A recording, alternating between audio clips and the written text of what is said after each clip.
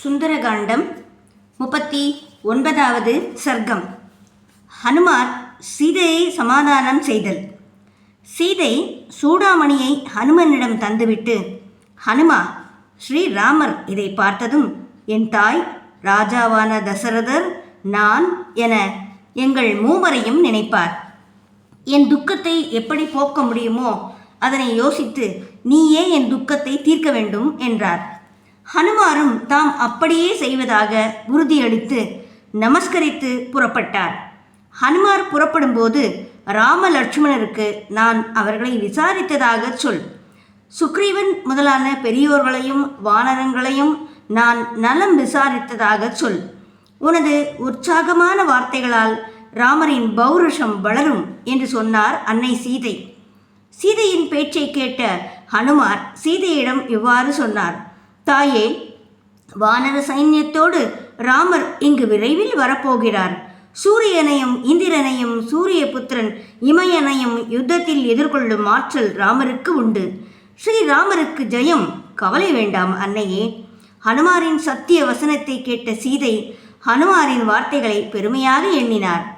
விடைபெற்று புறப்பட்ட ஹனுமாரை திரும்ப திரும்ப பார்த்தபடி சீதை, ஹனுமா, நீ விரும்பினால் ஒரு நாள் தங்கிச் செல்லலாமே.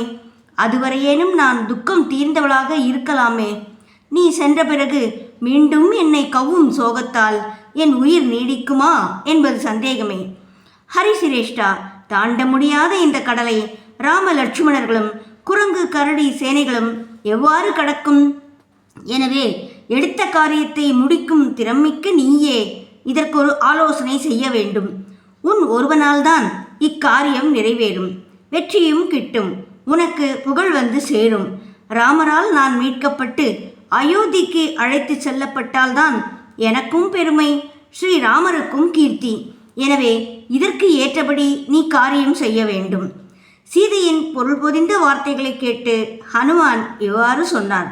தாயே, வானரராஜன் சுக்ரீவன் தங்களை மீட்பதில் உறுதியாக உள்ளான். அதற்காக 1000 கோடி அரக்கர்களோடு அவர் இங்கு வருவார். சுக்ரீவன் சன்னதியில் என்னை காட்டிலும் தாழ்ந்த குரங்கு ஒன்று கூட இல்லை. நானே இங்கு வந்திருக்கிறேன் என்றால் அவர்கள் வர தடை என்ன? ராமலட்சுமணர் என் பருத்த பாகுவின் மேல் ஏறி இங்கு விரைவில் வந்து இலங்கையை தங்கள் பாணங்களால் எரிக்கப் போகிறார்கள். தங்களை மீட்கப் போகிறார்கள்.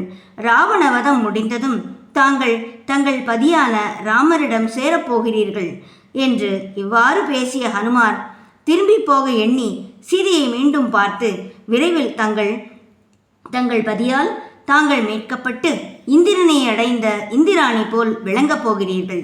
இணையற்ற ராமலட்சுமணர் தங்களுக்கு காவலாக அமைவார்கள். நான் ஸ்ரீராமரை சந்திக்கும் காலம் வரை பொறுத்து கொள்ளுங்கள் என்றார். 39வது சர்க்கம் முற்றிற்று. 40வது சர்க்கம். அன்னை ஹனுமனுக்கு விடை தருதல்.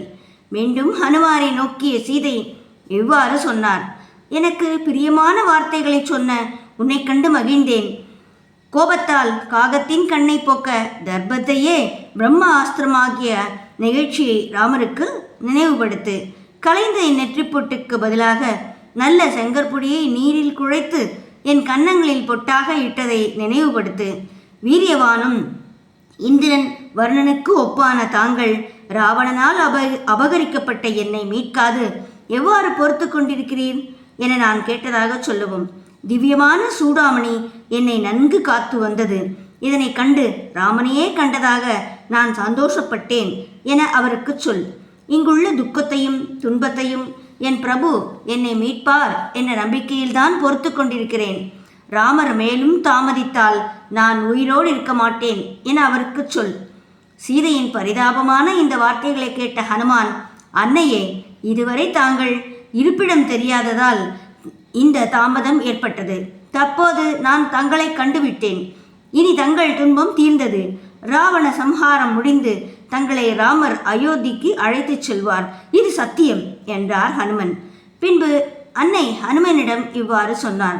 ஹே வானர சிரேஷ்டனே, எனது சூடாமணியை அடையாளமாக தந்துள்ளேன். இதை பார்த்ததும் ராமர் உனது வார்த்தைகளை பூரணமாக நம்புவார்.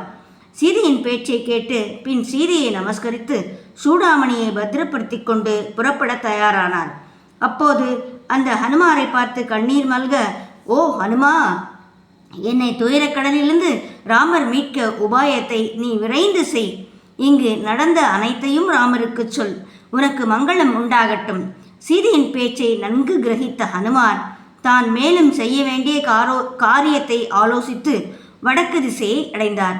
40வது சர்க்கம் முற்றிற்று.